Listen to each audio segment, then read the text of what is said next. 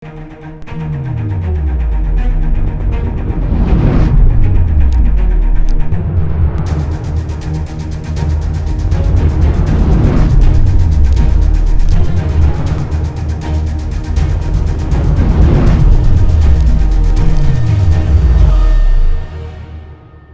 आदरणीय दर्शक, आजको जनता जान्न चाहन्छन् कार्यक्रममा हामी लिपुलेखको बारेमा, कालापानीको बारेमा, सुस्ताको बारेमा, सिमानाको बारेमा, नेपाल भारत सम्बन्धको बारेमा विशेष रूपमा चर्चा गर्दैछौँ।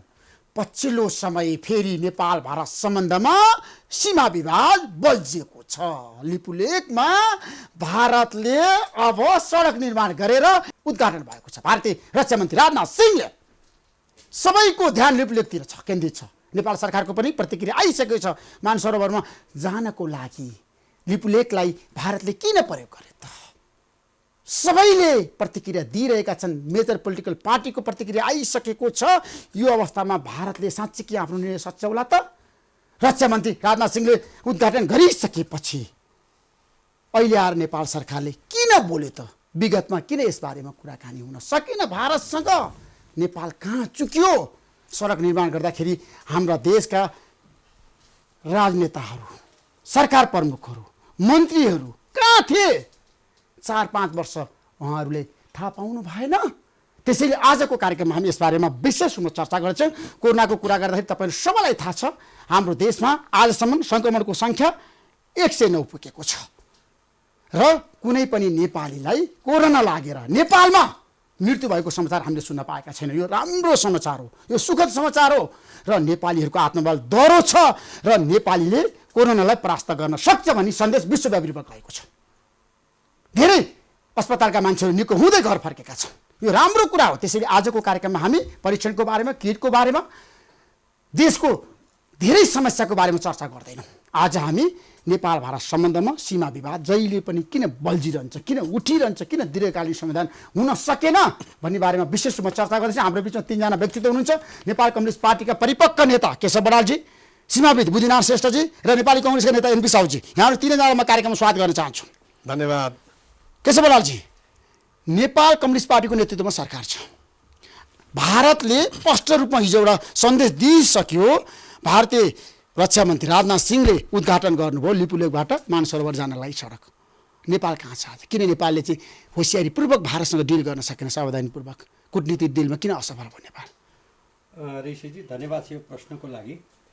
यो जुन विषयमा आज हामी छलफल गर्दैछौँ, नेपाल भारतको 1880 किलोमिटर सिमानाभित्र विवाद त अन्त पनि छन्, तर सबभन्दा महत्त्वपूर्ण विवादित क्षेत्रमध्ये आज तपाईँले उठाउनु भएको क्षेत्र हो।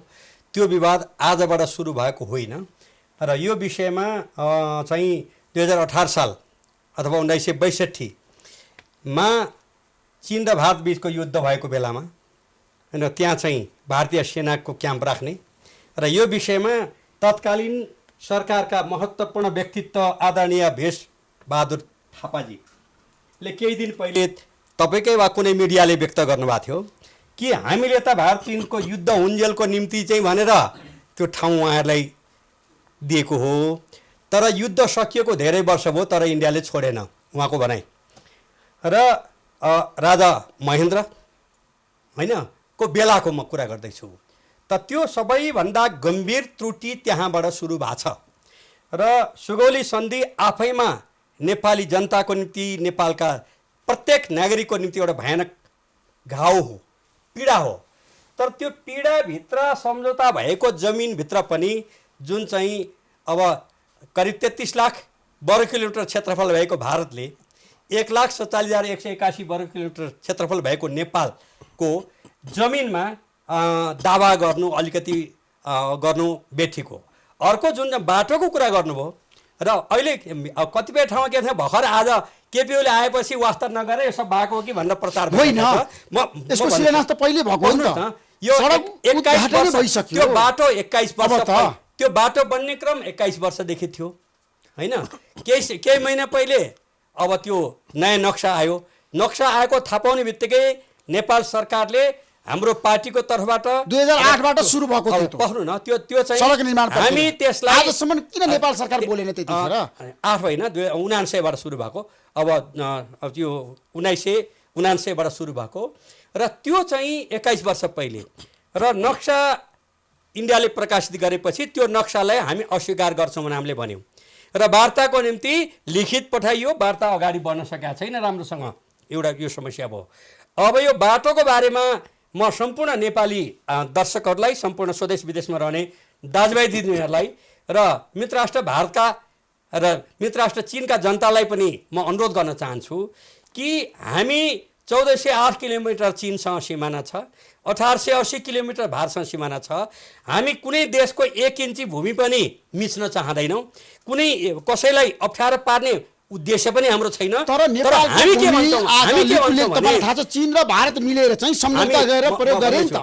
म के अनुरोध गर्न चाहन्छु भने सी जिनपिङ र मोदीले 2072 साल जेठ 1 गते सम्झौता गरेको होइन बेजिङमा, सहमति भएको हो नि त। त्यो कुरा सबैलाई थाहा छ नि केशव बरालजी। हामी त्यतिखेर नेपाल सरकारले किन कूटनीति पहल गरेन? यो नेपालको इतिहासमा हैन, भारत ब्रिटिसको कोलोनी हुँदाखेरि पनि स्वतन्त्र भएको देश हो र चीन पनि छिन्न भिन्न युद्ध सरदारहरूको चाहिँ टुक्रा टुक्रा हुँदाखेरि पनि स्वतन्त्र भएर बसेको देश हो। दुवै देशलाई मेरो निवेदन के गराइ छ भने नेपाल न चीनको न भारतको अहित चाहँदैन, तर नेपालको अब सिमानाको थोरै जमिनमा उहाँहरूले जुन चाहिँ थिचोमिचो गर्नुभएको छ, कृपया विनम्रतापूर्वक म अनुरोध गर्न चाहन्छु कि भारतले यस्ता कुराहरूबाट फिर्ता हुनुपर्छ र सुगौली सन्धि यद्यपि त्यो होइन, चीनको पनि भूमिका छ। आजको दिनमा लिपुलेखको कुरा गर्नुहुन्छ भने भारतको मात्रै दोष छैन है, चीनको पनि कमी कमजोरी छ है। नेपाललाई चीनले साथ दिएन लिपुलेखको बारेमा, त्यो कुरा तपाईँलाई बताउन चाहन्छु केशव बरालजी।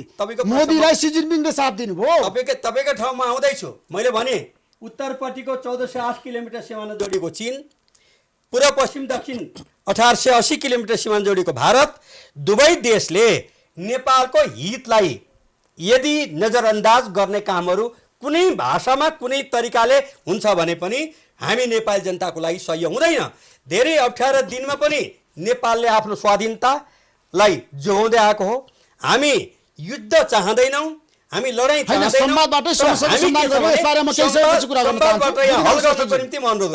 तपाईँलाई थाहा छ, मैले पाएको सूचनाको कुरा गर्दा शुक्रबार त उद्घाटन भयो, तर भारतले यो क्षेत्रमा सडक निर्माण सन् 2008बाटै सुरु गरेको हो। 12 वर्ष अगाडि होइन, 2008 आछ है तथ्याङ्कहरू। किनभने भारतीय तथ्याङ्कहरूलाई पनि हामीले हेर्नुपर्छ, मिडियाहरू पनि समाचार आइरहेछ। ठ्याक्कै भन्नुहोस् त तथ्याङ्क के हो, तपाईँसँग भएको सूचना के हो? यो चाहिँ कहिले सुरु गरे भारतले त्यहाँ सडक निर्माण? धेरै पहिलेदेखि नै लिपुलेख भन्ज्याङ जाने मार्ग भारतले बनाउन खोजिराखेको थियो, बनाइ पनि राखेको थियो। तर हेर्नुहोस् यो अहिलेको घटियागढ, पिथौरागढ नजिकैको घटियागढबाट अनि कालापानी, नाभिडाङ हुँदै अन्तिममा चाहिँ लिपुलेख भन्ज्याङसम्म पुर्याएको अहिले यो हो। यो सन् 2015देखि सुरु भएको हो। सन् 2015मा चाहिँ लगभग 85 करोड रुपियाँ भारतको अब रोड बोर्डले चाहिँ छुट्याएको थियो। अब सन् 2018मा 390 करोड चाहिँ छुट्याएर यस अनुसारको यो सडक बनेको हो। र हेर्नुहोस् अब कति वर्ष लाग्यो त्यो सडक बन्न? यो सडक बन्नलाई चाहिँ पिथौरागढदेखिको घटियागढबाट यो बनाउनलाई चाहिँ लगभग 6 वर्ष जति लागेको छ लगभग। हेर्नुहोस् अब सन् 2014 को मैले पाएको सूचनाको कुरा गर्नु 12 वर्षको अवधिमा बनेको छ। 12 वर्ष तथ्याङ्कहरू मैले ल्याएको छु।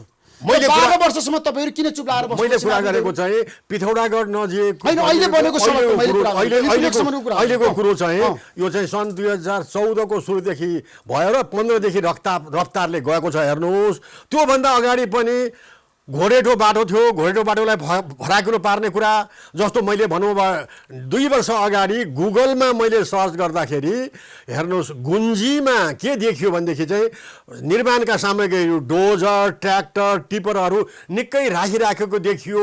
गुगलको इमेज लार्ज स्केल जुम गरेर हेर्दाखेरि कसरी यस्तो भएछ भनेर भन्दाखेरि अनि त्यहाँबाट सडक अगाडि जाँदाखेरि चाहिँ कालापानी भन्दा पनि अगाडिपट्टि सडक गइराखेको थियो।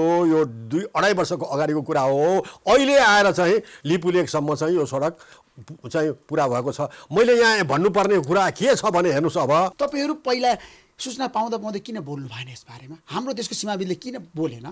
लिपुलेखमा चाहिँ भारतले सडक निर्माण गर्दैछ भने तपाईँले बोल्नु भएको थियो अहिलेसम्म? यो बोल्ने मात्रै होइन, लेखेको पनि छु मैले। हेर्नुहोस् अब निर्माण सडक ट्र्याक खोलिराखेको छ, त्यो ट्र्याक खोलिनु हुँदैन भनेर मैले कान्तिपुरमा पनि लेखेको छु। हेर्नुहोस् अब अघि त्यस कारणले गर्दाखेरि र त्यहीँबाट यात्रुहरू आउने जाने गरिराखेकोमा अब ट्र्याक पनि खोल्न लाग्यो। त्यस कारणले गर्दाखेरि भारतले त आफ्नो सुगमता हेऱ्यो भन्ने कुराको मकसद राखेर मैले कान्तिपुरमा पनि लेखेको छु। हेर्नुहोस्, र यो उनीहरूले राष्ट्रिय बसको विषय बने नि त नेपाल हो, यस्तै हो। किन बनेन लिपुलेखको बारेमा? हाम्रो सिभिक सोसाइटी जागरुक भएन। जस्तो भनौँ, मैले आम नागरिकलाई, सामान्य नागरिकलाई जानकारी गराउन सकिनँ होला, तर मैले मेरो स्तरबाट गर्ने कुरो त मैले गरिराखेको छु। तपाईँहरू जस्तो सञ्चारकर्मीले बोलाएको बेलामा आएर भनिराखेको छु, तथ्य कुराहरू गरिरहेको छु। र अहिलेको कुरा पनि गरौँ हेर्नुहोस्, यो 80 किलोमिटर मार्ग बनेको छ। तपाईँलाई अहिले भनौँ, मलाई आज चाडा टिभीले चाहिँ अन्तर्वार्ता लियो, म तपाईँलाई गुह्य खोल्छु, यो मार्ग अहिले लिपुलेख पुगेको छैन। लिपुलेख भन्दा 5 किलोमिटर ओरसम्म मात्रै पुगेको छ। हेर्नुहोस्, अब यो किनभने सन् 2016मा अब म्यानेजिङ डाइरेक्टर अपरेसन डिपार्टमेन्टको यो चाहिँ चिनको होला, उसले के भन्यो भनेदेखि लास्ट माइलेज 5 किलोमिटर चाहिँ यो बाँकी राख्नु होला है भनेर सन् 2016मा भनेको हुनाले अहिले यो जोडिएको छैन। अब तीर्थयात्रीहरू जाँदाखेरि दिल्लीबाट आएका सारा यात्रीहरू 2 दिनमा लिपुलेख भन्ज्याङ नजिकै उत्रन्छन्, 5 किलोमिटर पैदल हिँड्छन्, अनि लिपुलेख भन्ज्याङको चीनतर्फको भागमा गाडी चढेर 45 किलोमिटर मानव सरोवरमा जान्छन्। यो गुह्य कुरो तपाईँको अध्ययनमा छ कि छैन? हेर्नुहोस्, 5 किलोमिटर अझै बाँकी छ भनेपछि यसमा चीनको भूमिका कस्तो रह्यो? अघि कुरा उठ्यो कि हेर्नुहोस्, चीनको भूमिका त नेपाललाई सहयोग गर्ने देखिएन नि त। हो, भारतलाई सहयोग गर्यो नि त चीनले त। अब म कुरा ल्याउँछु। राजनीतिज्ञहरूले भारतको प्रधानमन्त्री नरेन्द्र मोदी चीन गए। सन् 2015 को मे 15 का दिनमा भारत र चीनले सम्झौता गरे, लिपुलेख भन्ज्याङबाट दुवै देशको व्यापार वाणिज्य वृद्धि गर्ने भन्ने गर्यो। हाम्रो सम्झौता भएको क्षेत्रमा नेपाललाई एक वचन नसोधिकन चीनले पनि भारतले पनि गर्यो। चीनको के हो यो मनसाय? नेपालको कूटनीति के हो? नेपालले चीनलाई कूटनीतिक तरिकाले चाहिँ बुझाउन सक्यो कि सकेन?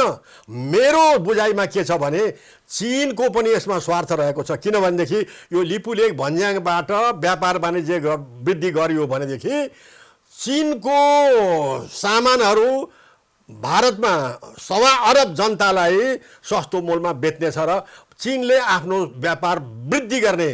अनि त्यसपछि आएर भारतीय जनतालाई पनि चीनको भनौँ पक्षतिर ढाल्ने यो उसको पनि मनसाय भएको हुनाले गर्दाखेरि केही बोलेको अहिले छैन। हेर्नुहोस्, यो खण्डमा अहिलेकै चाहिँ मा पनि मैले भर्खर इन्टरनेट हेरेर आएँ, चीनले केही पनि बोलेको छैन। आज आर्थिक रूपमा सम्पन्न चीन विश्वव्यापी रूपमा छ नि, उसले जुन किसिमको हाम्रो पहुँच प्रभाव बढाएको छ, तपाईँलाई थाहा छ, महाशक्ति राष्ट्र बनेर उसले त अब भारतमा चाहिँ तपाईँलाई थाहा छ 1 अर्ब 35 करोड जनताको लागि काम गर्छन्। उसले त व्यापारिक कुरा गर्छन्, स्वार्थको कुरा गर्छन्। चीनले नेपाललाई किन उसले साथ दिने? त्यही देखिन एनपी साउद ठ्याक्कै सुशील कोइराला प्रधानमन्त्री हुँदाखेरि चीनमा यो सम्झौता भएको थियो लिपुलेखको बारेमा, मोदी र सी जिनपिङको बिचमा। त्यतिखेर तपाईँहरूले किन मुद्दा उठान गर्न सक्नु भएन? तपाईँहरू किन चुक्नुभयो भन्नुहोस् त? यो लिपुलेख, कालापानी र लिम्पिया धुरा सम्बन्धी विवाद चाहिँ केही पुरानो विवाद हो र यो विवाद चाहिँ पञ्चायतको बेला यो भएको, विशेष गरेर राजा महेन्द्रले 2017 सालमा को घटना गरिसकेपछि भारत र चीनको बिचमा चाहिँ जुन 1962 को वार भयो, युद्ध भयो, त्यसमा नेपालको केही भूमि प्रयोग गर्ने कुरालाई लिएर चाहिँ नेपालका पुराना कूटनीतिज्ञहरूले पनि बोलेको कुरा चाहिँ यहाँ चाहिँ आइसकेका छ। उहाँहरूले भनेका छन्, हालाकि त्यो बेला उहाँहरू लिडरसिपमा हुनुहुन्थ्यो जस्तो लाग्दैन। उनीहरूले पछि आफूलाई प्राप्त भएको कूटनैतिक सूचनाका आधारमा केही कुराहरू चाहिँ सम्प्रेषण गरेका हुन सक्दछन्। त्यो विवाद पुरानो छ, तर अब त्यो पुरानो विवाद जुन छ या पुरानो हाम्रो बिचमा भएको सहमति, तत्कालीन शासनले युद्धको बेला दिने गरेर गरिया सहमति छ भने पनि त्यो चाहिँ हेपचेपकै अगाडि रूपमा चाहिँ त्यस अगाडि चाहिँ बढिराखेको अवस्था छ। अहिले आइकन त कस्तो भयो भने तपाईँले ठिकै भन्नुभयो, 72 तिर म पनि मिनिस्टर थिएँ, त्यो बेला चाहिँ सुशील कोइराला प्रधानमन्त्री तपाईँ सिँचाइ मन्त्रालयमा हुनुहुन्थ्यो, मलाई थाहा छ। म त्यही कुरा भन्दैछु। त्यसबाट तपाईँलाई मैले बोलाएको आज कार्यक्रममा। अब चाहिँ त्यसकारण चाहिँ त्यो बेला भारत र चीनको संयुक्त विज्ञप्तिमा एमाले र कांग्रेसको अरू पनि पार्टीहरू थिए, संयुक्त सरकार थियो। माओवादी चाहिँ बाहिर भएको अवस्था थियो।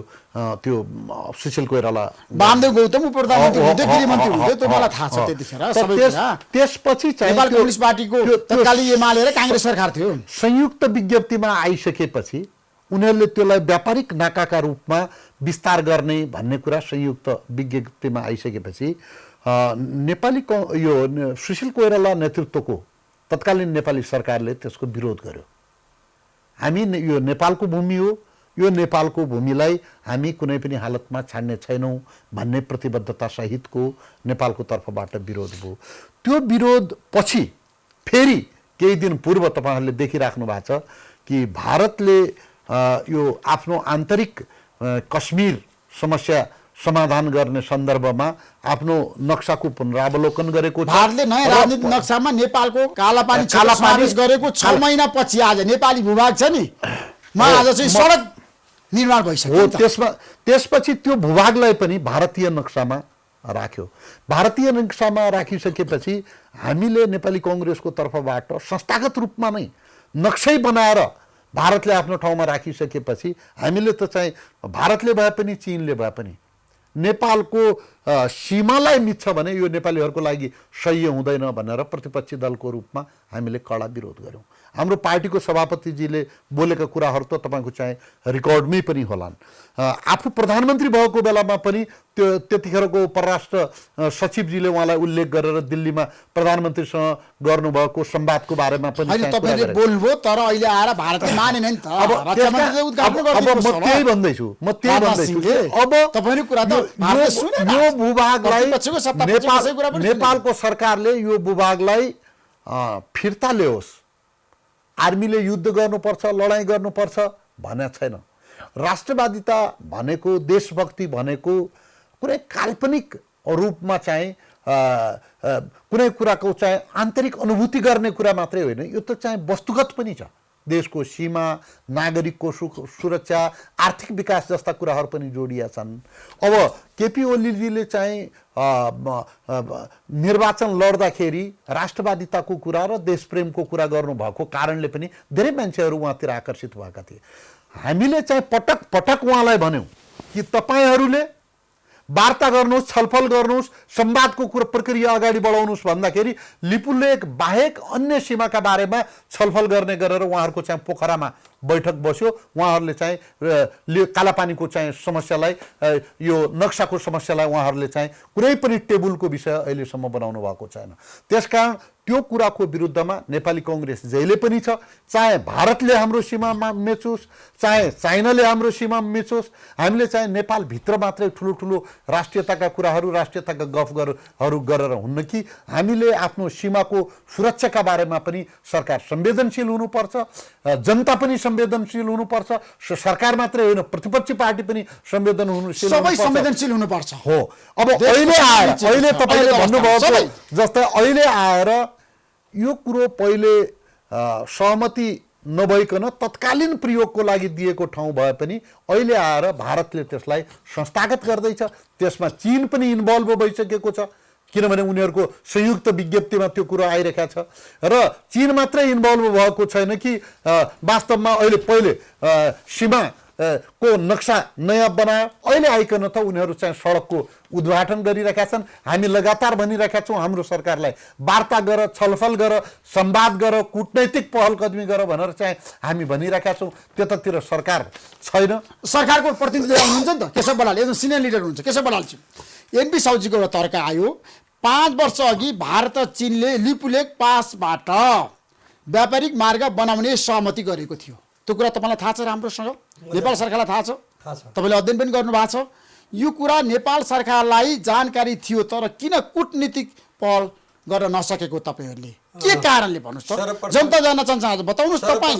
सर्वप्रथम चाहिँ यस्तो संवेदनशील विषयमा अघि नै आदरणीय सीमा बुद्धिनारायणजीले पनि भनिसक्नु भएको छ, यो सुरु आजको होइन। मैले सुरुमै भने 2018 सालदेखिको प्रोसेस हो यो, होइन? त्यसपछि यो सडकै बन्न थाले पनि मैले मेरो हिसाबले त्यसको नक्साङ्कन इत्यादि सुरु भएको 21 वर्ष पहिलेदेखि, तर मैले पाएको सूचना चाहिँ 12 वर्ष भए पनि 12 वर्षदेखि लगातार केपी ओली प्रधानमन्त्री हुन्थ्यो जस्तो मलाई लाग्दैन।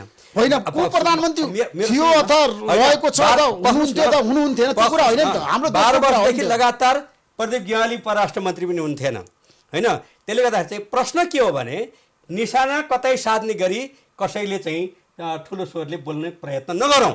त्यसमाले यस्तो विषय राष्ट्रको सवालमा सम्पूर्ण नेपालीहरू, 3 करोड नेपालीहरू, सबै राजनीतिक दलहरू, सबै विशेषज्ञहरू एक ठाउँ उभिनुपर्ने अवस्था छ। अब 5 वर्ष पहिले अब त्यो तपाईँ केपी शर्मा ओली प्रधानमन्त्री बन्नुभएको थियो, संविधान जारी भइसकेको छ, उहाँ त भारत जानुभएको थियो। यसबारे उहाँले के बोल्नु भएको थियो लिपुलेकको बारेमा? उहाँले त्यतिखेर सडक बन्दैछ है मोदीजी भनेर भारतीय प्रधानमन्त्रीलाई नेपालको प्रधानमन्त्री केपी शर्मा ओलीले बोल्नु भएको थियो, भन्नुभएको थियो वार्ताको टेबलमा। ठिक छ, अब मलाई सोध्या भए मै बताउँछु। अब प्रश्न के छ भने त्यतिखेर पनि किटानी साथ सिटिङ प्राइम मिनिस्टरले त्यति डह्रोसित अहिलेसम्म हिस्ट्रीमा राखेका छैनन्, राख्या हो। नक्सा छापिएपछि सिटिङ दोस्रोचोटिको प्रधानमन्त्री हुनुहुन्थ्यो केपी ओली, र यो नक्सा छापिएको पछि हामी त्यसलाई आउटराइट स्वीकार गर्दैनौँ र हामी सुगौली सन्धिको जुन आधार हो त्यसको दायाँ त्यो पनि नोक्सानदायी कुरो हो। सुगौली सन्धि पनि हामी नेपालीको खुसीको होइन, इतिहासको पीडाको बेला हो, तर पनि त्यो एउटा सम्झौतालाई हामीले मानिरहेपछि अब यो दायाँ बायाँ हुन दिन्नौँ भन्ने कुरा आएको छ। अहिले पनि जब यो उद्घाटनको तपाईँले भन्नुभयो फलानाले उद्घाटन गर्नु भनेर आएपछि चाहिँ विधिवत रूपमा सरकारले यसबारेमा चाहिँ आफ्नो कदम अगाडि बढाएको छ। तर परराष्ट्र मन्त्रालयको सिग्नेचर छैन आज आएको विज्ञप्तिमा। परराष्ट्र सचिवको अथवा परराष्ट्र मन्त्रीले वक्तव्य जारी गर्नुभएको छ। सरकारको त्यसै बेलाजी भन्नुहोस् त, यहाँ बुद्धिनाथ श्रेष्ठ हुनुहुन्छ, उहाँले तर्क गर्नु होला नि त। कूटनीतिक रूपमा हामी कहाँ चुकिरहेका छौँ? हामी कहीँ चुकिया छैन। हाम्रो स्ट्यान्ड भनेको चाहिँ सरकारको तर्फबाट वक्तव्य जुन आएको छ स्ट्यान्ड त्यही हो होइन।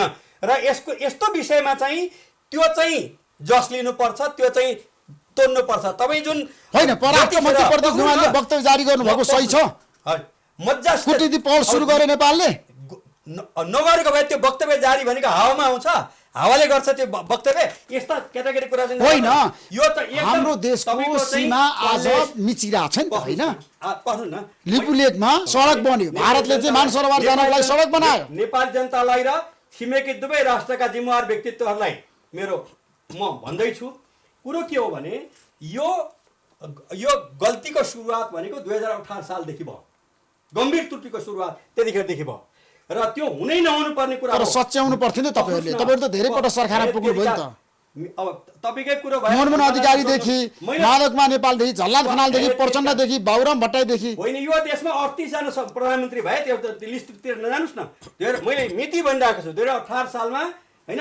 कुनै पनि भूमि एउटा 1408 किलोमिटर सीमा जोडिएको देशको विरुद्धमा जुन्नको निम्ति अस्थायी रूपमा जमिन दिनुहुन्छ? अनि त्यो कुरोको सम्झनाले पनि चिनियाहरू अहिले चाहिँ नाखुस भएको हुनसक्छ। म यहाँ तपाईँकोबाट केवल भारतीय जसले चाहिँ बाटो बनाए निचे त्यो चाहिँ लिपुलेक इत्यादिको कुरो त्यो सँगसँगै अर्को छिमेकी राष्ट्र चीनलाई पनि म डह्रोसित भन्न चाहन्छु कि यदि नेपाल कहिल्यै पनि चीनको हितमा उभिएको छैन, उभिने पनि छैन, तर नेपालको हितलाई तपाईँहरूको व्यापार चाहिँ नेपालसँग 1 अर्ब डलरको हाराहारी छ, भारतसँग 100 अर्ब डलरको व्यापार छ भनेपछि व्यापार जता धेरै छ त्यसैको हितमा चाहिँ लाग्ने काम यदि चीनले गर्न खोजेको हो भने त्यो चीनको निम्ति पनि प्रतिस्पर्धक हुन्छ। त्यो बाटोमा चीन पनि जानु हुँदैन।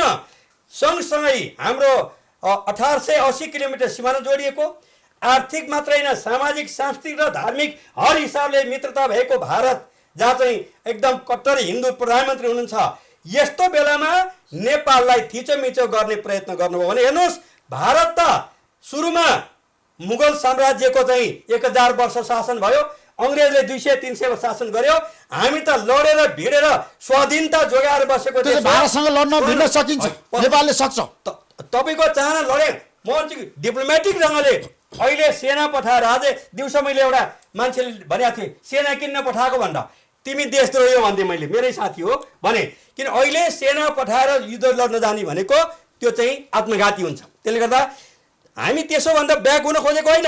हामी के भन्छौँ भने हाम्रो लडाइँ डिप्लोमेटिक लडाइँ हो। यसमा म चाहिँ साउदजीलाई के अनुरोध गर्छु भने कहाँनिर घोट्न पाइन्छ भने तपाईँ त्यही क्षेत्रको हो, के हेरेर बस्नुभयो होइन। त्यो सुदूरपश्चिम प्रदेशमा 4 चोटि शेरबहादुर प्रधानमन्त्री हुनुभयो, 3 चोटि चाहिँ लोकेन्द्र बाजी प्रधानमन्त्री हुनुभयो, भीमराव गृहमन्त्री उपप्रधानमन्त्री हुनुभयो, के हेरेर बस्नुभयो होइन?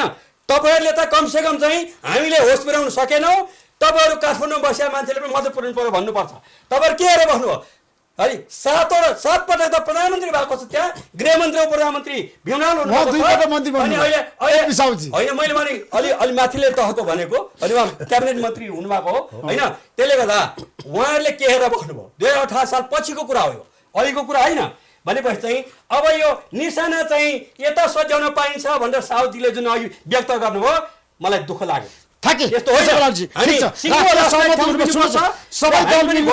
हामी सबैको एउटा एक दिक्क हुनुपर्छ। बुद्धिनाथ श्रेष्ठजी, प्रश्न कहाँनिर हो भन्दाखेरि तपाईँले नेपालको सिमानाको बारेमा राम्रो अध्ययन गर्नुभएको छ। ब्यास, गुन्जी र लिपुलेक नेपाली भूमि भएको ऐतिहासिक प्रमाण नेपालसँग छ, ऐतिहासिक तथ्यहरू छ, तर किन समाधान गर्न सकेन नेपालले? हामी कहाँ चुक्यौँ सीमाको कुरा गर्दा? त्यो क्षेत्रको प्रमाण, ऐतिहासिक नक्सा, डकुमेन्ट हामीसँग छ। हेर्नुहोस्, अब विश्वको लाइब्रेरीमा अहिले जानुहोस्, अमेरिकाको वासिङटन डिसीको लाइब्रेरी अफ कङ्ग्रेस जुन चाहिँ विश्वको सबभन्दा ठुलो पुस्तकालय हो, त्यहाँको म्याप एन्ड जियोग्राफी डिभिजन छ, त्यहाँ गएर हेर्नुहोस्, सन् 1827 को नक्साले यो कालापानी लिपुलेक जम्मै नेपालको भाग देखाएको छ। किनभने त्यो नक्सामा काली नदी लिम्पियाधुराबाट उद्गम भएको नदीलाई काली भनेर केरी भनेर राम्रोसँग लेखेको छ, जसमा कि यी सबै नाभि, कुटी, गुन्जी, कालापानी, अब त्यसपछि आएर तुलसी नेउर्याङ, नाभिडाङ, लिपुलेक सबै पर्छन् होइन? यो मात्रै होइन, लन्डनको ब्रिटिस म्युजियम लाइब्रेरीमा गएर हेर्नु भने सन् 1856 को नक्सा छ। त्यो 1856 को नक्साको नोट नम्बर 3 मा के लेखेको छ भने यो नक्सामा नेपालको जङ्गबहादुर राणाको हाते नक्सा, नेपाली कागजमा कोरिएका विवरणहरू पनि यो नक्सामा संलग्न गरिएको छ। सबै प्रमाण नेपालसँग छ, ऐतिहासिक तथ्यहरू पनि छ, एकदम तथ्यहरू छन्। हेर्नुहोस्, अब के छ ऐतिहासिक तथ्य भन्नुहोस् त? ऐतिहासिक तथ्यमा नक्साहरू भए थुप्रै 20औं नक्साहरू छन्। हेर्नुहोस्, अब चीनमा पनि नेसनल लाइब्रेरी अफ बेजिङमा जानुभयो भने सन् 1903 को सेन डाइनेस्टीमा को बेलामा निकालेको नक्सा छ। त्यो नक्साले नेपालको सिमाना, उत्तरी पश्चिमी सिमाना चोसो परेको देखाएको छ त्यसमा अघि।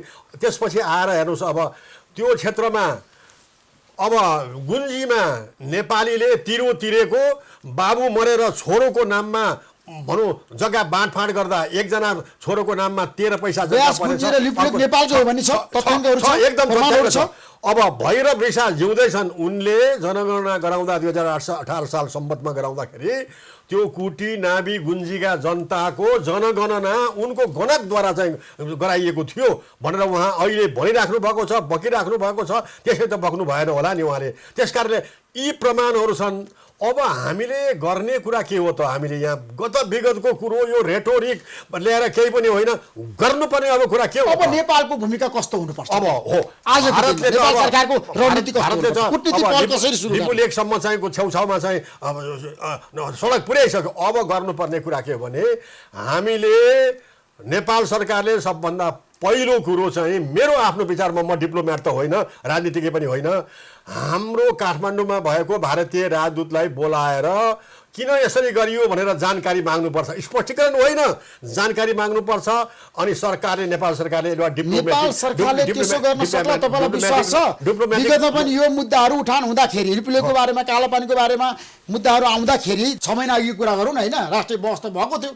तर नेपाल सरकारले, परराष्ट्र मन्त्रीले भारतीय राजदूतलाई बोलाएर एक शब्द पनि आफ्नो कुरा राख्न सक्छ हो। अब गर्न सकेन। सन् 2015 मा नेपाल चुक्यौँ। सन् 2019 को 2 नोभेम्बरमा भारतले नयाँ नक्सा निकाल्दाखेरि त्यसमा पनि हामी चुक्यौँ। यद्यपि त्यो बेलामा 2 नोभेम्बरमा भारतले नक्सा निकाल्यो, 9 नोभेम्बरमा प्रधानमन्त्री केपी शर्मा ओलीले सर्वदलीय पार्टीको बैठक बालुवाटारमा राजनीति रक्षा सार्वजनिक गर्दाखेरि होइन, जुन किसिमको लिपुलेकको बारेमा आएको थियो नि त्यतिखेर राष्ट्रिय सहमति भएको हो नि त, सबै दलहरू। भारतीय राजदूतलाई नेपाल सरकारले बोलाउन सकेन नि त्यतिखेर, त्यो बेलामा सकेन होइन। तर प्रधानमन्त्रीले के भन्नुभयो भने कालापानी हाम्रै भएको हुनाले डिप्लोमेटिकल्ली कुराकानी गर्नुपर्छ। भन्न सजिलो छ, काम गर्न गाह्रो छ। बुद्धिनाथ श्रेष्ठजी होइन, काम गर्न सरकारले भाषण गर्नुहुन्छ एक्सन गर्न सक्नु भएको छैन अब तपाईँ मान्नुहुन्छ यो सम्बन्धमा म के डिप्लोमेटिक भन्छु म च्यानल मार्फत यो सम्बन्धमा म के भन्छु भने हाम्रो नेपालको गृह कार्य जुनसुकै क्षेत्रमा पनि कमजोर छ, चाहे त्यो व्यापार वाणिज्यको विषयमा होस्, चाहे अब सीमाको बारेमा होस्, चाहे घिउ तेल निर्यात आयातको कुरा हो, हाम्रो गृह कार्य साह्रै कमजोर छ। सिमाना सम्बन्धमा पनि गृह कार्य साह्रै कमजोर छ। त्यो गृह कार्य कमजोर भएको हुनाले गर्दाखेरि नेपाली पदाधिकारीहरू आफ्नो भारतीय समकक्षीसँग कुरा गर्दाखेरि भारतीय समकक्षीले प्रमाणको मुठो बोकेर आउँछ, प्रमाणको कुरोहरू ओकल छ। हाम्रो नेपाल त भारतले त भनिरहेको छ कालापानी हाम्रो, लिपुलेक हाम्रो, लिम्पियाधुरा हाम्रो भनेर त भारतले भनिसक्यो, कामै गरिसक्यो, व्यवहारमै देखाइसक्यो बुद्धिराज श्रेष्ठजी। हो, नेपालले पनि भनिराखेको छ, तर भनेर मात्रै भयो के भारतले काम गर्यो, एक्सन गर्यो। भारतीय रक्षा मन्त्रीले सडक उद्घाटन गर्नुभयो नि त। अब नेपालले भारतको भनेर नेपालले प्रश्न नेपालले के गर्यो? नेपालले प्रश्न गर्नु पर्यो भारतलाई, अब गर्नु पर्यो कि कुन प्रमाणका आधारमा, कुन नक्साका आधारमा, यो अङ्ग्रेजले बनाएको नक्साको आधारमा कि अब स्वतन्त्र भारतले बनाएको नक्साको आधारमा भनेर प्रश्न गर्न सक्नु पर्यो र आफू तयार हुनु पर्यो। हेर्नुहोस् 1859 को जङ्गबहादुरको नक्सा तपाईँकै ब्रिटिस अब सर्वेले बनाएको नक्साले यो भन्छ, किनभने वर्तमान भारतले भनिराखेको छ हामीले ब्रिटिसको विरासत बोकेका हौँ, नेपालको सिमानामा हामीले तलमाथि गरेका छैनौँ। यो नक्साको काण्ड हुँदाखेरि पनि 7 नोभेम्बरका दिनमा भारतीय विदेश मन्त्रालयको प्रवक्ता रविश कुमारले के भन्नुभएको छ भनेदेखि भारतले बनाएको नयाँ नक्सामा नेपालको भूमि कति पनि गरिएको छैन, हामीले ब्रिटिसको विरासत बोकेर आएको छौँ, हामीले मिचेका छैनौँ भने मैले यहाँ राख्न खोजेको कुरा हेर्नुहोस्, मैले नक्सा भेट्टाएको छु। एउटा नक्सा ब्रिटिसले भारत छोड्ने बेलामा बनाएको नक्सा छ। त्यो नक्साको heading at end of British administration 1947 भनेर लेखिएको छ। त्यो नक्सामा चाहिँ नेपालको सिमाना लिम्पियाधुरा पुर्याएको छ, चोस्याएको छ। जबकि वर्तमान भारतले त्यही नक्साको 7औं संस्करणको बदलामा 8औं संस्करण 2 नोभेम्बर 2019 मा प्रकाशित गर्यो भने नेपालले भन्नु पर्यो नि ब्रिटिसले चाहिँ इन्डिया छोडेर जाने बेलामा बनाएको नक्सा यही हो, हेर्नुहोस् यो नक्सा अनुसार तपाईँले चाहिँ अब 2019 को 2 नोभेम्बरमा यस्तो बनाउनु भयो, त्यो नक्सा कृपया सुधार गर्नुहोस्। सुधार गर्नु भएन भनेदेखि हामी कमजोर भए तापनि हामीले चाहिँ एकदम बाध्य भएर हामीले मेडिएसनमा जानुपर्छ। मेडिएसन बोलाउँ, तपाईँ मान्नुहुन्छ कि मान्नुहुन्न? भारत यो मुद्दामा, कालापानीको मुद्दामा तेस्रो देशलाई बोलाउँ, तेस्रो देशले जे भन्छ त्यो मानौँ। तपाईँ मान्नुहुन्छ भनेर हामीले त भारतलाई साथ दिइसक्यो, हामीले मोदीसँग हात मिलाइसक्नु पर्यो, सरकारले गरिसक्नु भयो। तर तेस्रो देशको कुरा गर्नु चीनको भूमिका, अब चीनको भूमिका त भारतमा जाँदाखेरि नरेन्द्र मोदीसँग नौका विहार गरेर नरिवलको पानीसँगै खाएका छन् होइन, हातेमालो गरेका छन् होइन। तर पनि चीनको पनि धारणा यस्तो छ कि हेर्नुहोस् अब भारतलाई चीनको पक्षमा ल्याउन सकिएन भने नेपाललाई एउटा लियो भने नेपालबाट चाहिँ भारतलाई बेला बेलामा घच्काउन सकियो भनेदेखि त भारत त आफ्नो काबुमा आउँछ भनेर चीनको पनि त्यो मनसाय हुनसक्छ मेरो विचारले। म गल्ती होला हेर्नुहोस्, त्यस कारणले गर्दाखेरि नेपाललाई नचिडिएको हो। तर नेपालले अब यस्तो बुद्धिमत्तापूर्वक डिप्लोमेटिकल्ली एउटा खेल खेल्नु पर्यो कि चीनको राष्ट्रपतिलाई पनि गुहार्नु पर्यो। यो क्षेत्र त गुहार्नु पर्यो, नेपालले बोलाउनु पर्यो। भारत र नेपालको मात्रै क्षेत्र होइन, मध्यस्थता गर्नको लागि सी जिनपिङ आउनु पर्यो। चीनको पनि जोडिएको, किनभने कुरा गर्दाखेरि त्रिदेशीय बिन्दु हो। त्यो सम्भव छ? चीन आउला, सी जिनपिङ आउला, किन सम्भव नहुने? नेपाललाई साथ दिएला चीनले, तपाईँलाई विश्वास छ? दिन्छ कि दिँदैन? चीन नेपालको मित्र हो कि होइन त्यो बेलामा देखिन्छ, हेर्नुहोस्। अब त्यस कारणले गर्दाखेरि यो त्रिदेशीय बिन्दु भएको हुनाले नेपाल र भारतको मात्रै कुरा होइन, चीनको पनि कुरा छ यसमा। चीनले किन बोलेको छैन? म एउटा कुरा तपाईँले ल्याउँछु, चीनले त मोदीलाई समर्थन गरिसकेको। एउटा कुरा ल्याउँछु हेर्नु, तपाईँले रिपोर्टर्स क्लबमा आयोजना गर्नु भएर सिनियर राजदूत, नेपालको लागि सिनियर राजदूत मिस्टर योङलाई बोलाउनु भएको थियो रिपोर्टर्स क्लबमा। त्यो रिपोर्टर्स क्लबमा मिस्टर योङ भनेको अहिलेभन्दा 7-8वटा राजदूत अगाडिको हो। उसले के भन्यो तपाईँकै अगाडि के भन्यो भनेदेखि चाहिँ सन् 1961-62 मा नेपाल र चीनको बिचमा सीमा निर्धारण भएको थियो। त्यो बेलामा निर्धारण भएअनुसार कालापानी नेपालकै हो, तर यद्यपि भनेको छ, अल्दो भनेको छ, नेपालले पुराना नक्सा दस्तावेजको बेवास्ता गरेको हुनाले नेपालको सिमाना लिम्पियाधुरासम्म पुग्न सकेन। तपाईँले नै राजदूत चिनिया राजदूतलाई बान्ता गराउनु भएको थियो, त्यो कुरो रेकर्डेड छ। राष्ट्रिय बस बनेको थियो त्यतिखेर चिनिया नेपालको सिमाना भन्ने किताबमा लेखेको छु। हेडलाइन न्युज बनेको छ मलाई थाहा हो, त्यस कारणले गर्दाखेरि मैले भनेको चीन पनि थाहा छ, चीनलाई पनि थाहा छ। हेर्नुहोस् अहिलेको यो मामिला थाहा छ, तर चीनले प्रत्यक्ष रूपमा कसको के हो त भनेर बोलेको छैन। चीन सच्चा मित्र हो भारत र नेपालको भनेदेखि कालापानीको बारेमा नेपालको यो दोष छ, भारतको यो दोष छ, नेपालले यो कमजोरी गरेको छ, तपाईँहरू नेपाल यसैबाट हट्नुहोस् अथवा भारतले यस्तो कमजोरी गरेको छ हट्नुहोस् भनेर भन्नु पर्यो। किनभने सरोकार त चीन पनि हो यसमा। किनभने हेर्नुहोस् अब सन् 1961-62 त्यहाँको त्यो कालापानी क्षेत्रको नक्साङ्कन गर्ने बेलामा अनि चीनले के भन्यो भने यो त्रिदेशीय बिन्दु भएको भने भारतलाई पनि बोलाउनु पर्छ भनेर भारतले चिठी लेख्यो, के अरे नेपालले भारतलाई चिठी लेख्यो, त्रिदेशीय बिन्दु खडा गर्न प्रतिनिधि पठाइदिनुहोस् भनेर भन्यो। तर त्यो बेलामा भारत र चीनको सीमा युद्ध भएको हुनाले भारत आउन सकेन, नसकेको हुनाले गर्दाखेरि त्यत्तिकै कचल्टेर रह्यो। हेर्नुहोस् अब त्यस कारणले मैले यहाँ भन्न खोजेको यो कालापानी र अहिलेको जुन सडक निर्माणको मुद्दा भनेको नेपाल र भारतको मात्रै होइन चिनको पनि हो। चिनले यसमा बोल्न सक्नुपर्छ।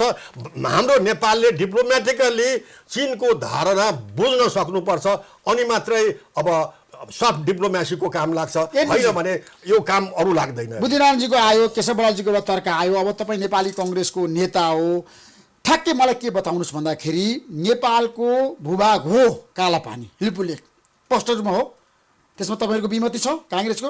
होइन, अब ठ्याक्कै भन्नुहोस् न तपाईँ। सत्ताधारी पार्टीको नेतै हुनुहुन्छ केशवजी, उहाँले चाहिँ होइन तीर कतै निशाना कतै भन्ने किसिमको कुरा चाहिँ उहाँले भन्नुभयो। तर एउटा कुरा म यो एमाले पार्टीकै सोच हो कि उहाँहरू अहिले राष्ट्रिय सीमाका बारेमा, राष्ट्रिय मुद्दाका बारेमा बडो दुःखपूर्वक भन्नु परेको छ हामीलाई कि उहाँहरू चाहिँ गम्भीर हुन सकिराख्नु भएको छैन। उहाँहरूले चाहिँ लिपुलेकको कुरा, भारतले सडक बनाउँदैछ, भारतले नक्सा बनाउँदैछ, उहाँहरू 18 साल देखाइदिनुहुन्छ, महेन्द्र देखाइदिनुहुन्छ। केही भयो भने तपाईँहरूको घर कालापानीतिर चाहिँ हो, त्यही कालापानीमा चाहिँ तपाईँको आँगन थियो भन्नुहुन्छ। अब आँगन त कालापानीमा त म त गएको छैन। घर 7 नम्बर प्रदेश भए पनि कुरा सुन्नु न त, कुरा सुन्नु न त, सुन्नु न। त्यस कारण के हो भने एउटा व्यावहारिक र अहिलेको नेपालको सन्दर्भमा पनि चाहिँ उपयुक्त के कुरा हो, अनुपयुक्त के कुरा हो भन्ने सन्दर्भमा हामी राज्यको जवाफदेहितामा बसेका मान्छेहरूले यसको संवेदनशीलतालाई चाहिँ हामीले बुझ्नुपर्छ। हामी के भनिरहेका छौँ अहिलेको सरकारलाई भने तपाईँहरू सम्पूर्ण रूपमा दोषी हुनुहुन्छ, 18 सालमा तपाईँहरूले नै गरे हो भनेको छौँ? त्यो त हामीले भनेको छैनौँ। हामीले के भनेको छौँ भने 18 सालमा कसैले तत्कालिक अवधिका लागि केही कमी कमजोरी भयो भने पनि त्यसलाई करेक्सन गर्ने कुरामा तपाईँहरू के गरिराख्नु भएको छ भनेर भनिरहेका छौँ। उहाँले केपी ओलीले चाहिँ इन्डियन नक्सा आइसकेपछि उहाँले सर्वदलीय बैठक राख्नुभयो। अहिले चाहिँ श्रेष्ठजीले भन्नुभयो त्यो बैठक राखिसकेपछि त्यहाँ हाम्रो पार्टीका नेता पनि हुनुहुन्थ्यो, उहाँहरूले भन्नुभयो तपाईँहरू स्ट्यान्ड लिनुहोस्, हामी सरकारलाई सहयोग गर्छौँ भनेर, हाम्रो काम सरकारलाई सहयोग गर्ने हो भन्नुभयो। त्यो बेला चाहिँ भारतले नयाँ नक्सा बनाउने, अहिले भारतले सडक बनाउने नयाँ नक्सा, कहिले भारतले जोइन्ट विज्ञप्ति चाहिँ चीनसँगको सहमतिमा व्यापारिक नाका बनाएर निकाल्ने, र अहिलेको सरकार जो हाम्रो चाहिँ नेकपा को सरकार छ त्यो नेकपाको सरकारले को नक्सा नेपालकोमा कहीँनिर चाहिँ लिम्पियाधुरा र लिपुले, उहाँ त नक्साविद हुनुहुन्छ, अहिले नेपालको नक्साभित्र छ त्यो? आफ्नै नक्साभित्र राख्न सकेका छैनौँ हामीले। आफ्नो नक्सा पुनरावलोकन गरेर लिम्पियाधुरा नेपालको नक्सामा छैन, जुन कुनाको कुरो उहाँले चाहिँ गरिराख्नु भएको छ नि, अहिले नेपालको प्रचलित नक्सा जो नक्सा हामी पढिरहेका छौँ त्यो नक्साभित्र पार्न सकिएको छैन। अहिलेको सरकारलाई हाम्रो आग्रह के हो भनेपछि अहिलेको सरकारले भारतले आफ्नो नक्सा बनायो भने नेपालले आफ्नो नक्सा बनाउन मिल्दैन, केले रोक्या छ त? त्यो नक्सा सदनबाट संसदबाट पारित गर्न मिल्छ कि मिल्दैन? भनेपछि अहिलेको सरकार या हाम्रा सरकारहरू, अहिलेको सरकार मात्रै पनि म भन्न चाहन्न, हाम्रा सरकारहरू अफेन्सिभ भएर राष्ट्रिय स्वार्थ, राष्ट्रिय सम्मान, राष्ट्रिय मर्यादाका कुरालाई लिएर न भारतसँग न चीनसँग वार्ता र संवाद गर्न चाहन्छन्। किनभने उनीहरूलाई डर के हुन्छ भने यसका कारणले आन्तरिक रूपमा सरकारको स्थिरता खलबलिन्छ, आफ्नो पद जान्छ कि। 58 वर्ष भयो कालापानीमा भारतीय सुरक्षा फौज बसेको, अहिलेसम्म तपाईँहरू के हेरेर बस्नु भएको थियो क्या? होइन, म तपाईँलाई फेरि भन्दैछु, म प्रश्न गर्दैछु, नेपालको यहाँ सीमाविद हुनुहुन्छ, नेपालको जुन नक्सा छ, अहिलेको नेपालको जुन नक्सा छ, त्यो नक्सामा प्रधानमन्त्री भएर भारत कतिपल्ट जानु नेपालको भूभाग भनेर जुन ठाउँलाई त्यसलाई नेपालको नक्सामा भन्नुहोस्। एनपीजी मेरो प्रश्न, पहिले त हामीले आफ्नो नेपालको नक्सामा राख्नु पर्यो। अहिले के भएको छ, भारतले कश्मीरको आफ्नो पोर्सन मात्रै होइन, पाकिस्तानको नियन्त्रणमा रहेको पिओके भन्छ त्यसलाई पनि आफ्नो नक्सामा राखेको छ। चीनसँगको सिमानाको हकमा पनि सियाचिनतिर, लद्दाखको सियाचिनतिर जुन एरियामा चीन र भारतको विवाद छ त्यसलाई आफ्नो सीमातिर राखेको छ। भनेपछि हाम्रो यो विवाद छ, यो विवादलाई हामी यो हाम्रो सीमा यो ठाउँसम्म हो भनेर हाम्रा नेताहरू कुन चाहिँ नेताले भन्नु, मलाई भन्नुहोस् न त। गिरिजा प्रसाद कोइरालाले भन्नुभयो, कृष्ण प्रसाद भट्टराईले भन्नुभयो, शेरबहादुर देउवाले भन्नुभयो, शेरबहादुर देउपाले, सुशील कोइरालाले विज्ञप्ति निकालेर जोइन्ट कम्युनिकको पनि भारतीय प्रधानमन्त्री नरेन्द्र मोदीलाई भन्न सक्नु किन भन्नु भएन त? शेरबहादुर देउपाको चाहिँ मोदीसँगको चाहिँ अन्तिम औपचारिक जुन बैठक भएको थियो त्यसको बारेमा त परराष्ट्र सचिवको कान्तिपुरमा लेखै आएको छ त। शेरबहादुर देउपाले स्पष्ट रूपमा चाहिँ कालापानी हाम्रो हो, त्यो तपाईँहरूले छोड्नुपर्छ भनेर कुनै प्रधानमन्त्रीले स्पष्ट रूपमा भन्यो भनेपछि उहाँले भन्नुभएको थियो र म त्यो बेला सचिव थिएँ भनेर आएको छ नि त। त्यसकारण म तपाईँलाई के भन्न चाहन्छु भने परराष्ट्र सचिव भेषबहादुर थापाले भनेको भेषबहादुर थापाजीले पनि भन्नुभयो होला, मेरो बातमा शेरबहादुर देउवाले राखे भनेर होइन होइन, तत्कालीन परराष्ट्र सचिवले जुन सचिव अस्ति प्रधानमन्त्री हुँदाखेरि चाहिँ इन्डिया जानुभएको थियो परराष्ट्र सचिव, उहाँले पनि भन्नुभएको। त्यसकारण म तपाईँसँग के आग्रह गर्न चाहन्छु भने यसमा तपाईँले एमालेको एउटा दृष्टिकोण या अर्को पार्टीको एउटा दृष्टिकोण, कसैले पनि चाहिँ आफ्नो जिम्मेवारी लिँदाखेरि भाग्ने, अर्को पार्टी देखाइदिने, अर्को मान्छे देखाइदिने, त्यतातिर गरेर यो राष्ट्रिय समस्याको समाधान हुन सक्दैन। हामीले दुईटा बाटोबाट अगाडि बढ्यो भने यो समस्याको समाधान ठ्याक्कै समस्याको समाधान के पहिलो बाटो के हो भने कूटनैतिक एप्रोच गर्नुपर्छ। चीनसँग जुन ठाउँमा विवाद छ सीमा त्यो चीनसँग समाधान गर्नुपर्छ। भारतसँग विवाद भएको ठाउँमा भारतसँग विवाद समाधान गर्नुपर्छ। लिम्पियाधुरा त्रिदेशीय नाका हो भने पनि तीनै देश बसेर यो समस्याको एकातिर समाधान गर्नुपर्छ।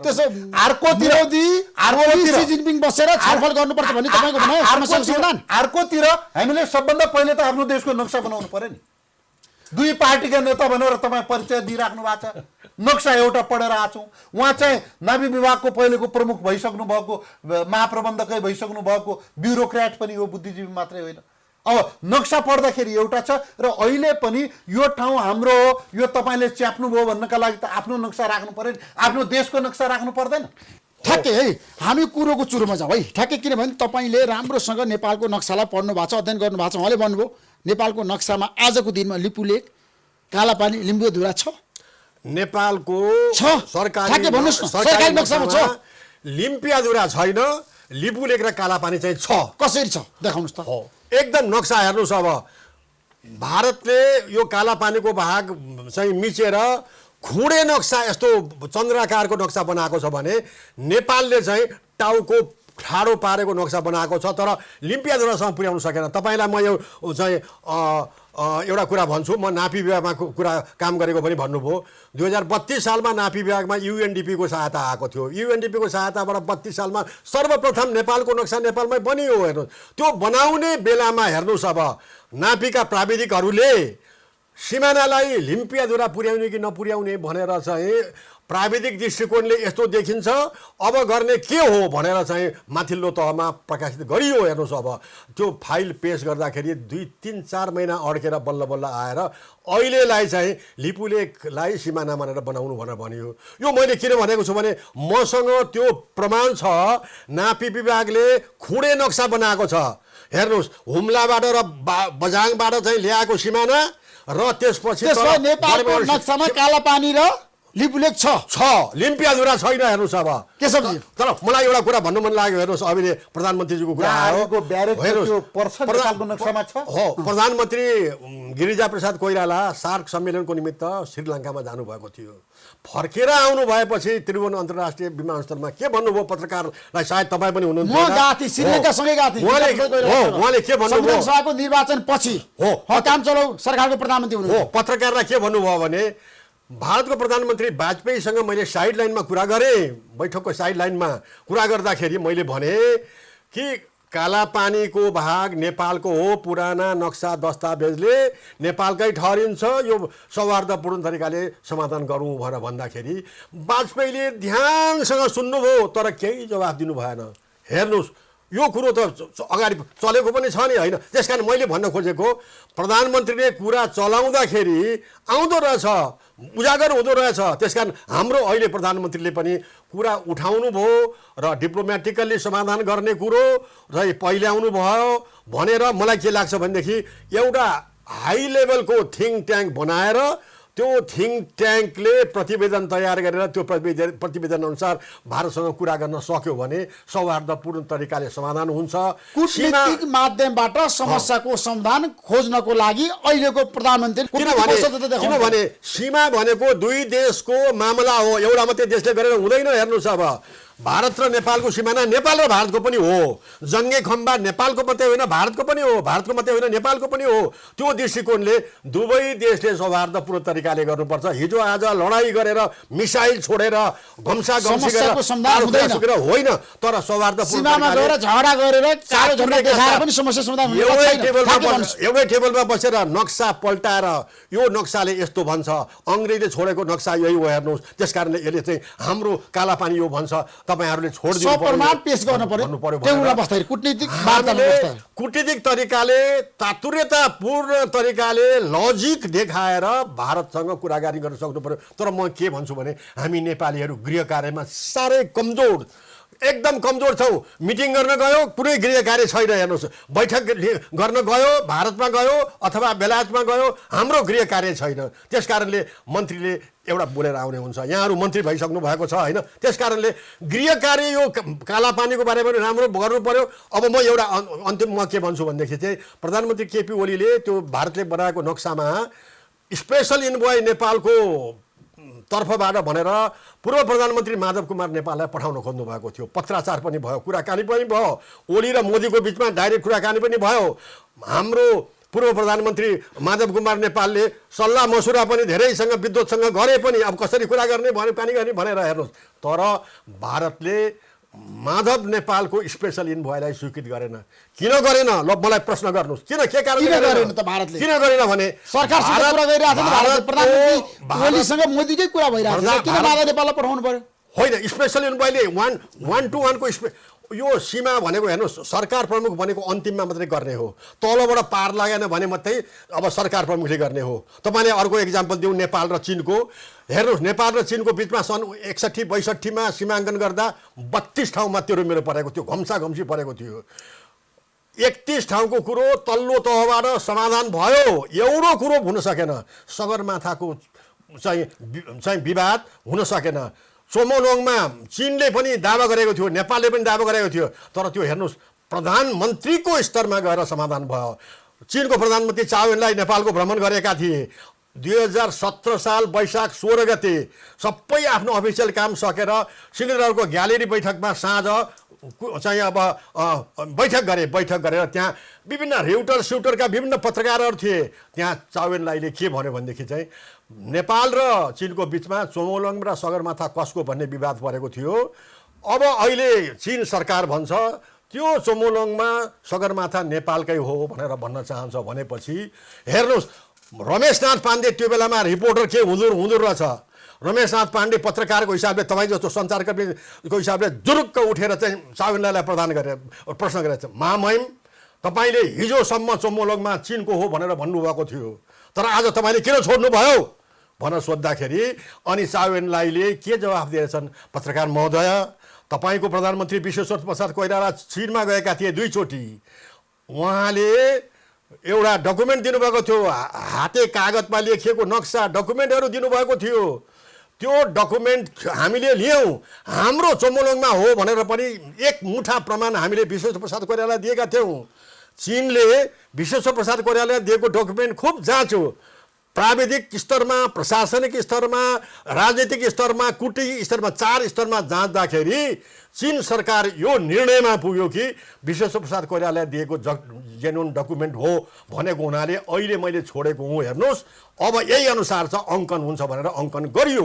तर अब हेर्नुहोस् सगरमाथा चढ्ने बेलामा चीनबाट पनि चढ्न सकिन्छ, नेपालबाट पनि चढ्न सकिन्छ। नेपालबाट गयो भने नेपालबाटै ओर्लनुपर्छ र चीनबाट गयो भने चीनैबाट ओर्लनुपर्छ। चीनबाट गएर नेपालमा ओर्ल्यो भने नेपालमा एक व्यक्तिलाई $10,000 रोयल्टी तिर्नुपर्छ, भिसा लिनुपर्छ। यस्तो व्यवस्था गरेको हुनाले मैले यहाँ भन्न खोजेको कालापानीको कुरा पनि अब नेपाललाई किन भारतले स्वीकारेन त्यतिखेर? किनभने मेरो मोटो बुझाइमा मेरो भने यसरी राम्रोसँग कुराकानी गर्दा भारत कालापानीको बारेमा तल पर्छ, उसँग प्रमाण छैन। हेर्नुहोस् त्यो प्रमाण नभएकोलाई कुरा गर्नै चाहेन। तपाईँ र मेरो बिचमा घम्साघम्सी पऱ्यो भने प्रमाण देखाउनुहोस् भन्दा तपाईँसँग प्रमाण छैन भनेदेखि त म कुरा गर्न चाहन्न, म मेडिएसन दिन ल्याउन चाहन्न भन्छ नि। प्रमाण भारतसँग नभएको हुनाले कुरा गर्न नचाहेको। यदि भारतसँग चाहिँ प्रमाण भइदिएको भए सहर्ष स्वीकार गर्थ्यो चाहिँ माधव नेपालको स्पेसल इन्भोय। ठ्याक्कै मलाई के बताउनुहोस् भन्दाखेरि तपाईँलाई थाहा छ लिपुलेक नेपाली भूमि हो भन्दै पनि चीनले कुन स्वार्थमा चाहिँ भारतसँग सम्झौता गर्यो त? यस कारणले तपाईँ व्याख्या गर्नुहोस् है तपाईँ। होइन मैले कसरी भन्ने कुरो चाहिँ मैले भन्ने हो, तपाईँले यसरी भन्ने होइन। र मैले भन्ने कुरा के छ भने भर्खरै आदरणीय व्यक्तित्व अब यो विशेषज्ञ व्यक्तित्व भन्छु म, बुद्धनारायणजीले धेरै कुरा भन्नुभयो। यसको चाहिँ 17 सालको कुरा भन्नुभयो, 18 सालको कुरा भन्नुभयो, 2032 सालको कुरा भन्नुभयो र 17 सालमा उपलब्धिमूलक कुरा भएको कुरा आयो, आदरणीय बिपी कोइराला प्रधानमन्त्री हुनुभएको बेलाको। 18 सालको घटना, त्यसपछि 32 सालको घटनाको बारेमा उहाँले अलिक गम्भीर ढङ्गले भन्नुभएको छ। यो धेरै पोइन्ट गर्नुपर्ने, महत्त्व दिनुपर्ने बुँदाहरू हुन् होइन। अब के गर्नुपर्छ भन्ने विषयमा अर्को कुरा आदरणीय बुद्धिनारायणजीले के भन्नुभयो भने अब 32 सालमा नक्सा कस्तो अब लिम्बुद्वारासम्मको बनाउने कि नबनाउने भन्ने विषयमा 4 महिना बहस भयो र 4 महिना बहस भएपछि अहिले त्यसरी नबनाउने भन्ने कुरो टुङ्गो लाग्यो। वाइ भन्दाखेरि यी कुराहरू एकदम महत्त्वपूर्ण उहाँले उठाउनु भएको धेरै महत्त्वपूर्ण पोइन्ट छ। यो जाउँ तर इतिहासको कालखण्डमा हाम्रा पूर्वजहरूले जुनसुकै चाहे पञ्च हुन् वा अरू कुनै हुन्, पूर्वजले के गरे भन्ने कुराको निम्ति खोतल्ने मात्रै भन्दा पनि हामीले के भन्दाखेरि चाहिँ ठुलो, मैले धेरैचोटि भन्छ ठुलो घाउको बिचमा पनि सुगौली सन्धिलाई त हामीले मान्यौँ होइन। र त्यो मान्यौँ भन्दाखेरि अर्को अनर्थ लाग्नु के हुँदैन भने होइन, बाँके बर्दिया कैलाली कञ्चनपुर भनेको पछि अब त्यसको 100 वर्षपछि चाहिँ हामीले फिर्ता ल्याएछौँ। जङ्गबहादुरलाई म यसबारेमा धन्यवाद दिन चाहन्छु, आएको छ।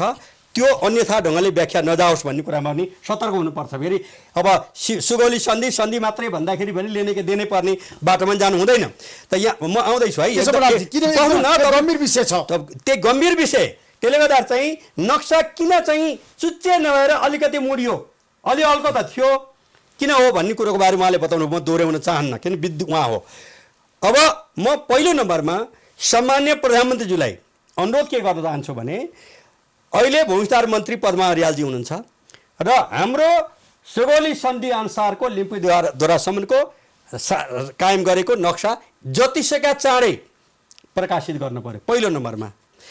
अनि त्यसपछि चाहिँ यी तमाम पुरानो हिस्टोरिकल प्रमाणको बारेमा आदरणीय बुद्धिनारायणजीले जे भन्नुभयो त्यो समेत राखेर एकैचोटि अब सी जिङपिङ अनि मोदीजी अनि प्रधान केपी अहिले कुरा गर्ने कहीँ टुङ्गो लाग्दैन। त्यो भनेको लास्टमा कुरा गर्ने। उहाँले भन्नुभयो नि 17 सालमा पनि 29वटा मध्ये 28वटा कुरो मिल्यो, तलबाट एउटा पोइन्ट मिलेन, अनि हो त्यस्तोमा मात्रै टप लेभलबाट वार्ता गर्ने हो। वार्ता कसरी गर्ने भन्ने कुरोको बारेमा पनि त्यो हो। अब यसबारेमा असाध्यै महत्त्वपूर्ण कुरा चाहिँ के भन्नु उहाँले भन्दाखेरि चाहिँ यदि प्रमाण छैन, तर्कले जित्न सकिँदैन भनेपछि चाहिँ त्यसको उपाय भनेको चाहिँ वार्तामा सहभागी नहुने अथवा चाहिँ हाई लेभलबाट चाहिँ टुङ्गोमा पुग्न नचाहने प्रवृत्ति हुनसक्छ। तर त्यो प्रवृत्ति अस्थायी स्थायी रूपमा त्यस्तो हुन सक्दैन। यसको निम्ति चाहिँ वातावरण बनाउनुको निम्ति जुधेर कसलाई दोष निशाना साध्ने भन्ने तरिकाले होइन, पार्टी पक्ष प्रतिपक्ष एक ठाउँ उभिएर हाम्रो देशको 1 इन्ची भूमिको पनि रक्षा गर्न र कसै घोचपेच नगरिकन समस्या हल गर्न जानुपर्छ। यसमा यही म के अनुरोध गर्न चाहन्छु भने जतिसका चाँडै नक्सा प्रकाशित हुनु त्यसो भए त्यसको आधारमा एमपी साउदजीले भन्नुभयो नि त मोदी सी जिनपिङ र ओली बसेर समस्याको समाधान गर्नुपर्छ। त्यसमा तपाईँको दृष्टिकोण के? है तेरिका तपाईँ एकदम टेक्निकल कुरामा नजानुस् न। म के भन्छु भने पहिलो नम्बरमा सामान्य प्रधानमन्त्रीलाई म अनुरोध गर्न चाहन्छु, सल्लाहकार परिषद अध्यक्ष पनि हुँ, म अनुरोध गर्न चाहन्छु कि अब त्यो जुन 2032 सालमा मुडे बनाइएको, त्यो ठुटे बनाइएको चुच्चे नक्साको सट्टा त्यो त्यतिखेरको चाहिँ जुन नापी विभाग समेत विज्ञ व्यक्तित्वहरूले तय गर्नुभएको अनुसारको नक्सा प्रकाशित गर्नु पर्यो। हामीलाई 1 इन्ची जमिन पनि न चीनको न भारतको चाहिँदैन, हाम्रो भूमि हामी छोड्न चाहँदैनौँ। यसको निम्ति नक्सा प्रकाशित हुनु पर्यो। त्यो आधारमा तमाम प्रमाणपत्रको आधारमा वार्ताको निम्ति निश्चित लेभलका विज्ञ विशेषज्ञहरूसँग म सामान्य प्रधानमन्त्रीलाई जोड पनि दिन चाहन्छु। यस्तो विषय भनेको राजनीतिक ढङ्गले मात्रै हल हुँदैन। प्राज्ञ र प्राविधिक व्यक्तित्वहरूको समेत एकदम सघन छलफल गरेर र अन्तर्राष्ट्रिय मित्रहरूलाई पनि सिरियसली छलफल गरेर भारतमा पनि धेरै नेपालको हित चाहने व्यक्तित्वहरू हुनुहुन्छ, सिनियर व्यक्तित्वहरू चीनमा पनि हुनुहुन्छ होला, उहाँहरूको पनि सहयोग लिएर कुराकानी गरेर जसरी विज्ञ समूह बनाएको थियो त्यो अगाडि बढाएर एउटा आधार बनाएर अहिले विरोध गर्नुपर्ने आवश्यकता छैन भारतको। ठ्याक्कै भन्नुस् न, विद्यार्थीहरू सडकमा आइसके, तपाईँकै पार्टीका विद्यार्थीहरू सडकमा आइसके, मलाई थाहा छ नि त्यो त विरोध प्रदर्शन भइसक्यो। पख्नुस् न, लकडाउन छ तर उनीहरू सडकमा आउँछ। नेपाल सुन्नुस् न, नेपाली जनताका प्रतिनिधिहरू विद्यार्थीहरू देशमाथिको चोट लागेपछि उत्रन्छन्, त्यो स्वाभाविक हो। तर आज गिरफ्तार गर्यो विद्यार्थीहरूलाई सरकारले चाहिँ स्वाभाविक हो, राज्यको पनि दायित्व हुन्छ। किन भन्दाखेरि चाहिँ राज्यको दायित्व राज्यले पुरा गर्दै पनि जानुपर्छ। तर दृष्टिकोणको हिसाबले राष्ट्रको 1 इन्ची भूमिको पनि रक्षा गर्नु दायित्व हो। जहाँसम्म यसलाई लडाइँको विषय, लडाइँको विषय, द्वन्द्वको विषय बनाउने गरी होइन। पख्नुहोस् न, म सक्दैछु, म यही विषय आधा पुर्याएको छु र चाहिँ छिमेकी राष्ट्र भारतका सामान्य प्रधानमन्त्रीलाई पनि र अर्को छिमेकी राष्ट्र चिनिया राष्ट्रपति सी जिनपिङजीलाई पनि तपाईँहरूका प्रतिनिधिमा यो समस्या असाध्यै पेचिलो, असाध्यै गम्भीर छ र यसलाई हल्का ढङ्गले नहेरिदिन म अनुरोध पनि गर्न चाहन्छु। र व्यापार कोषमा बढी हुन्छ, यी ठुला कुरा हुँदैनन्, त्यो अस्थायी कुरा हो। तर चाहिँ छिमेकी राष्ट्रको हितमा नेपालको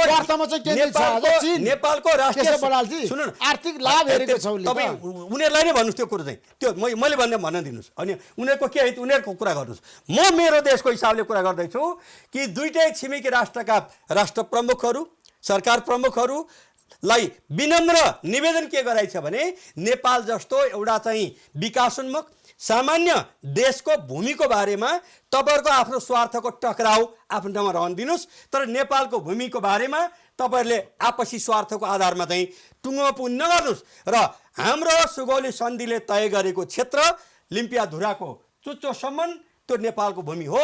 त्यहाँबाट भारतीय मित्रहरूलाई आफू छोडेर जानको लागि म निवेदन गर्न चाहन्छु।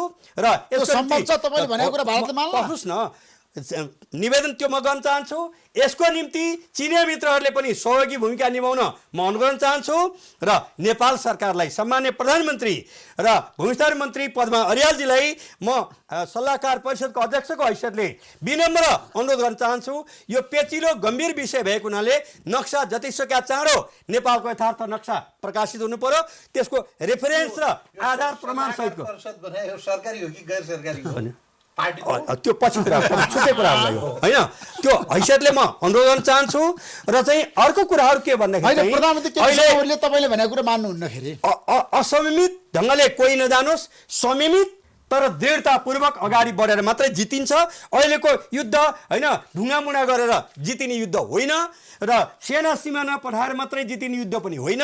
यो डिप्लोमेटिक लडाइँ सशक्त ढङ्गले होसियारीपूर्वक गम्भीरतापूर्वक अगाडि बढाउनु पर्दछ र यसको निम्ति म सम्बद्ध सबै साथीहरूलाई विरोध प्रदर्शन गरेर समस्याको समाधान हुन्छ बुद्धिनाथ श्रेष्ठजी?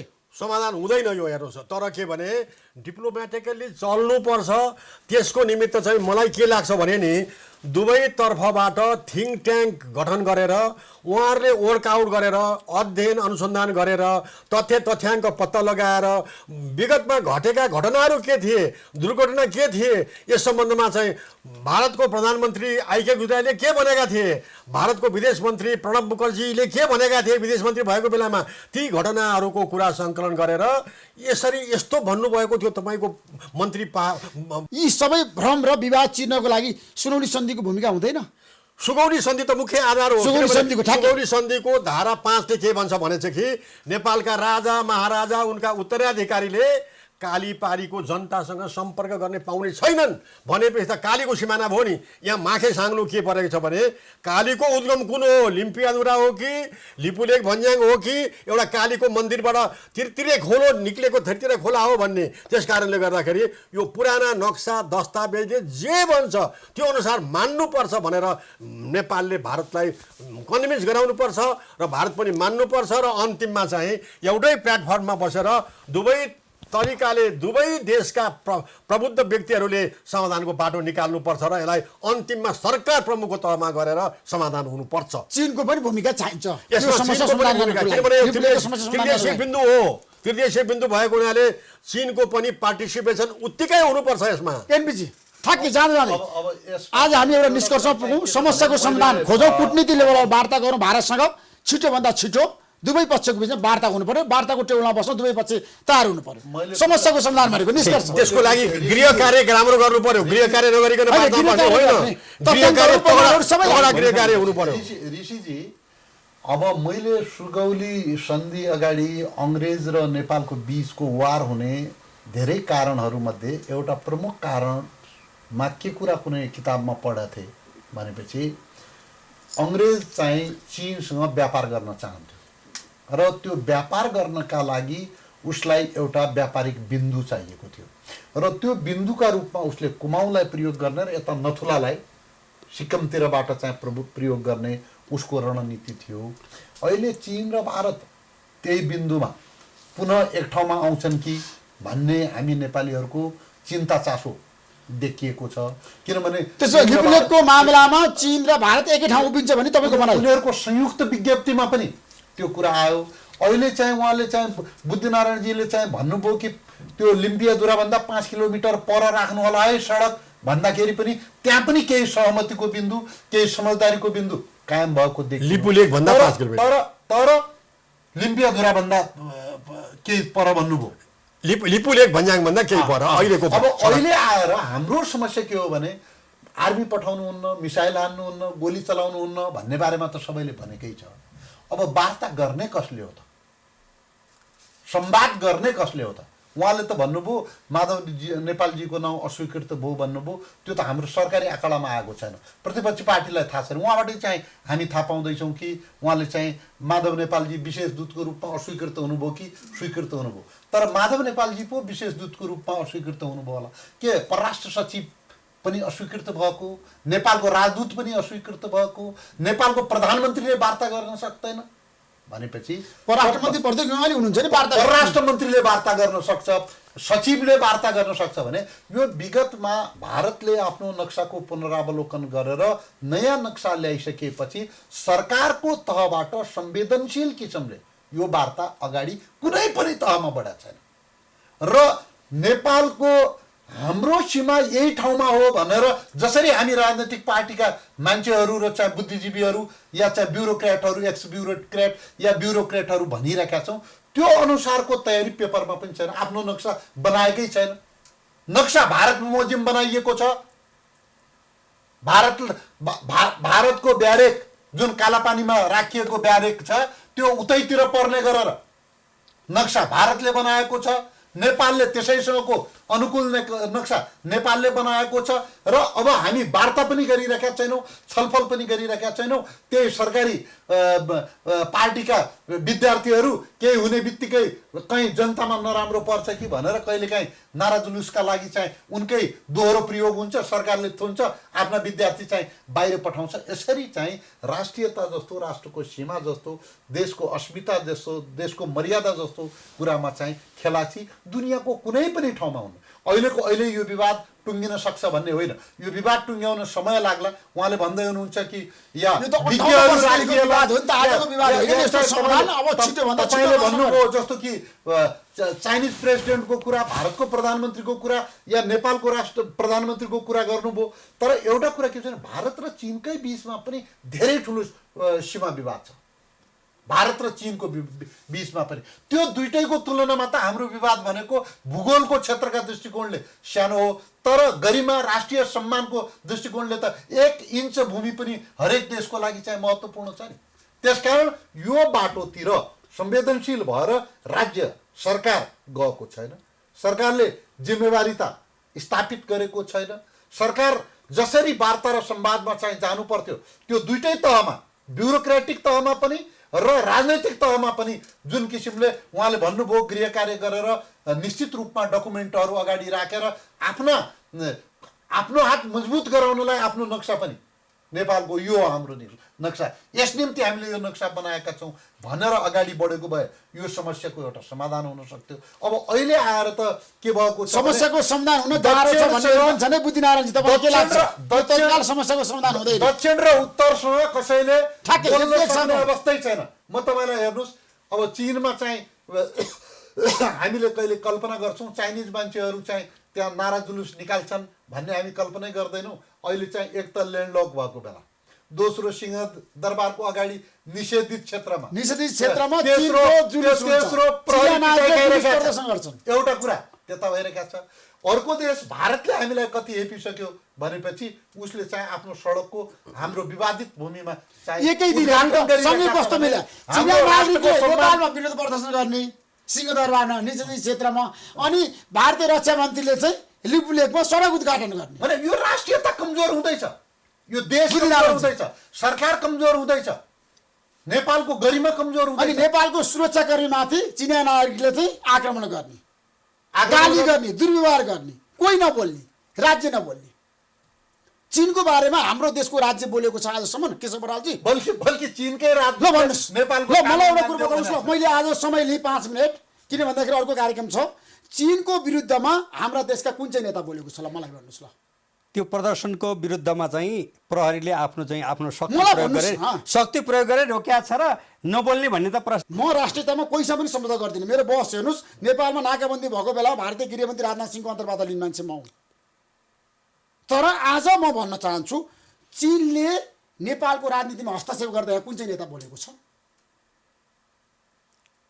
केशव बरालजी, हिजो सिंहदरबारमा चिनिया नागरिकले निषेधित क्षेत्रमा चाहिँ जुलुस प्रदर्शन गर्यो, पुलिसलाई चाहिँ प्रहार गर्यो, आक्रमण गर्यो, कोही बोल्यो होइन, लगेर थुनिया छ र उनीहरूलाई चाहिँ कारबाही कानुन भयो भने कारबाही गर्ने अगाडि बढ्छ। त्योभन्दा माथि राज्यले के गर्ने अर्थ? किनखेरि अब त्यो चाहिँ उनीहरूको माग अर्थ होइन, फेरि सीमा विवाद त होइन, उनीहरूको माग भनेको देश जान पाउनु पर्यो भन्ने हो। हाम्रै पनि विभिन्न ठाउँमा नेपाली नागरिकहरू पनि आफ्नो देशमा आउनको निम्ति चाहिँ पीडाबोध गरिरहनु भएको छ, त्यो पनि हो। त्यसबारेमा जब निषेध क्षेत्रमा आयो प्रहरीले कारबाही गरेर काराकुर पार लगेर अब यो चाहिँ उसमा के अरे प्रहरी उसमा चाहिँ थुन्यो र थुनिसकेपछि उनीहरूले चाहिँ यो नेपालको कानुन होइन, जुनसुकै देशका नागरिक भए पनि पालना गर्नुपर्छ, चिनियाले गर्नुपर्छ भनेर उनीहरूले बोले। अब त्योभन्दा माथि के गर्नु पर्यो? राष्ट्रियताको बारेमा सुकै होस् है, हाम्रो देशको नेपालमा कुनै देश चाहे चीन चाहे भारत नेपालको स्वाभिमानमाथि औँलो ठड्याउने कसैलाई अधिकार छैन। ऋषिजी, यो मुलुक कसरी कमजोर बनाइँदैछ, यसको अन्तर्राष्ट्रिय भूमिकालाई कसरी सङ्कुचन गरिँदैछ, कसरी अन्तर्राष्ट्रिय रूपमा अन्तर्राष्ट्रिय क्षेत्रबाट चाहे त्यो नागरिक समाजको तहमा होस् चाहे सरकारको तहमा होस् कसरी हाम्रो देशमा अहिले हस्तक्षेप हुँदैछ, त्यसको चित्रण तपाईँको अगाडि गरे।